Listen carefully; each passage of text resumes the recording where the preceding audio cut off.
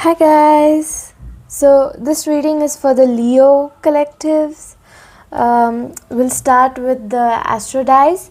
We'll move to the Intuitive Oracle cards, and then from the Intuitive Oracle cards we'll go to the Tarot reading, and from the Tarot reading we'll move to the Romance and Love Oracle cards because I like a little bit of spice, and then we'll be moving on to the Beast Soul Oracle cards. So the Beast Soul Oracle cards is divided into two different types of cards. One is the Insight card. The Insight card has messages for you to follow for the week, and then the Energy card has spells for you to recite so that the spirit animals can help you with your week, that whichever path you choose to guide you and help you. Sorry, that's my dog. He's always like that when he finds a dog outside. So let's start with the Astro Dice first, and then we'll move on to the Intuitive Oracle cards. 1 second.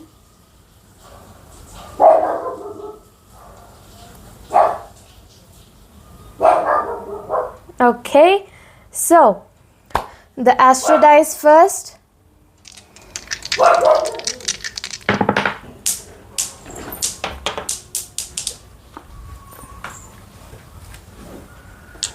Seems like it likes to fly out of my hands. Anyway, okay, we've got the Sun, Aries in the 8th house. So we've got the Sun, which is about the self, the ego, the consciousness, the stamina, your new ideas and creation being put in the spotlight, your self-reliance. It might be also hinting at any fatherly figures in your life, and authority. So then comes the Aries. The Aries is representing the being direct, being brave, being fearless, authoritative and independent. Just 1 second.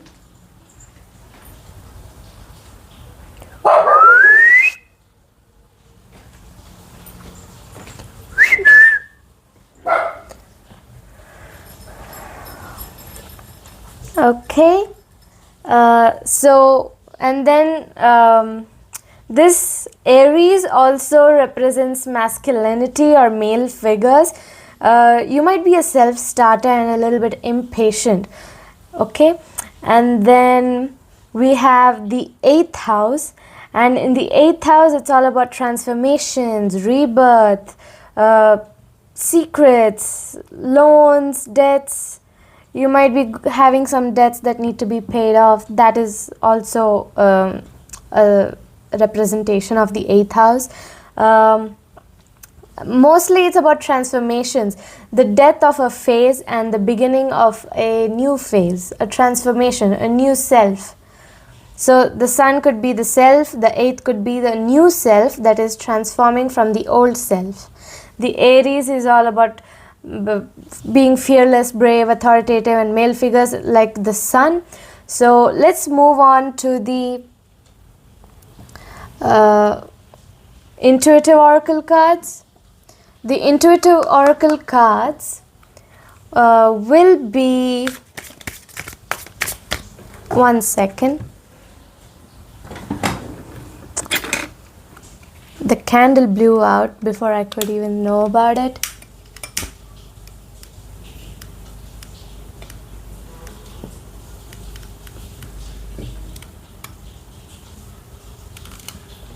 I really love this candle. It is a really good one. It smells absolutely wonderful too. So anyway, let's move on to the Intuitive Oracle cards. Let's see what messages the spirits have for you regarding your intuition.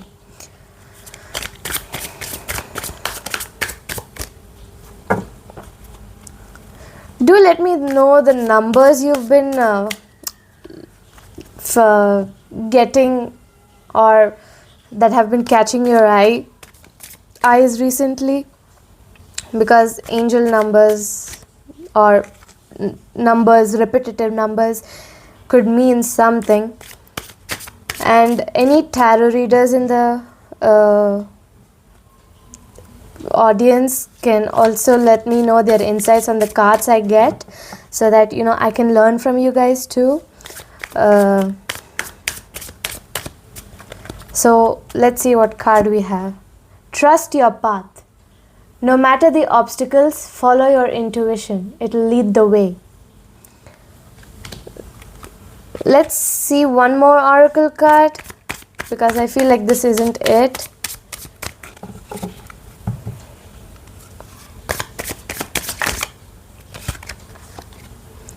Energetic boundaries. Set clear energy boundaries to protect your intuitive power. So these are the 2 oracle cards for your intuition from the spirits or your guides. Now let's move on to the tarot. Okay, so the first card is the 5 of Pentacles reversed. And the second card, the first card, the 5 of Pentacles, is all about instability, overexertion, strife, changes, freedom, loss, exaggerations. This is an earth sign, so it's all about your finance, your stability, your physical world. The Pentacles are usually an earth sign, so unless it's a King of Pentacles or a Queen of Pentacles or a Knight of Pentacles, it is an earth sign with some other element involved in it. So let's see what your second card is, and then we'll go deeper into the cards. Okay, so I've gotten 3 cards here.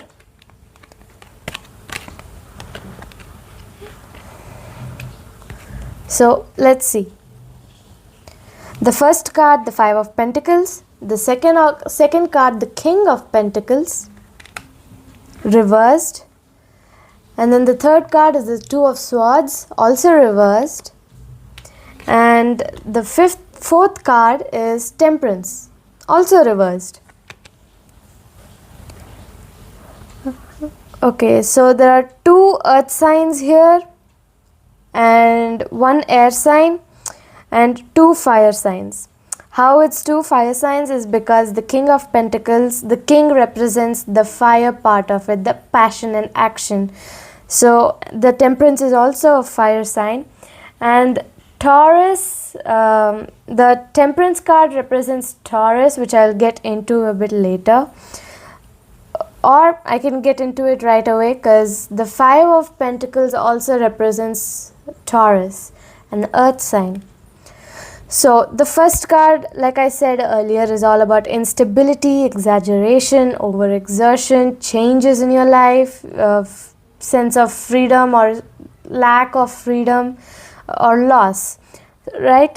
So the reversed card here means you're recovering from financial loss, you from spiritual poverty, or I feel like you're going to come back slowly to your spiritual self. There's going to be a lot of improvement in your life. And this card here, the King of Pentacles, talks about greed and indulgence. This is reversed, so it's usually, if it's upright, it's all about being having wealth, good business, leadership, security. But since it's come out reversed, it talks about greed and indulgence and having material loss, so being stubborn, obsessed with wealth and status, financially inept. So it could be linked to recovering from the financial loss. Although this is the second card, I'm not seeing it as the past, present, future. I'm just seeing it as a general reading normal reading altogether, how it fits. So this is all about being having loss, feeling, having a sense of loss. Here you're recovering from that loss. Here there's no right choice, because this card, the Two of Swords, talks about duality and togetherness. It's like settling energy for union, love, balance. And since this has come out reversed, you are confused, you're indecisive, you're having an information overload, which there's no right choices. So you might end up making a choice that might lead you to financial loss, and the financial loss will soon be recovered. And the Temperance card, which has also come out reversed, talks about imbalance, excess, extremes, overindulgence, addiction, self-healing, and alignment. The number 14 represents reduces to 5. So the number 5 represents the change and the options. So because of the number of options you have, you're being indecisive, you're confused, you're having information overload, and then there's imbalance because of that, which is causing greed and indulgence and stubbornness. But you will recover from the financial loss or material loss. You will make a right choice. You will come back to your path, because you have to trust your path, right? So you have to trust your path, set energetic boundaries, not be too overindulgent this week, because this reading is for the 17th Jan to the 23rd Jan. Mid-Jan, you have to be really careful with your choices. Although you might be having information overload, take a deep breath, take some time off, sleep on it, and then make the decision instead of impulsively making a choice. So this card seems to be sitting here perfectly as it is. So I'm not going to move that. I'm going to move to the Romance and Love Oracle cards. Let's see. This card, it does not have a separate relation. So it's kind of like it connects with either if you're in a romantic relationship, it could be related to your friendship, familial relations, co-workers, pets. It could relate with anyone, and it depends on the card, honestly. So let's see what kind of card the spirits have for you and what card you get.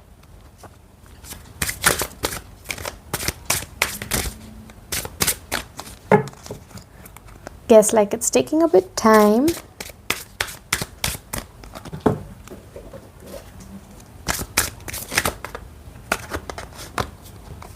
Relax. Find joy in the simple pleasures of just being together. Either friendship or romantic partner, just enjoy being together, because simple life is better. It's better for you to relax, so that you, like I said, you need to be relaxed so that you don't make an impulsive choice, so that you don't impulsively make a decision that might end up leading you to loss. So this card actually fits well because it tells you to relax. And then we are moving on to the Beast Oracle cards, which is the spirit animals' messages for you.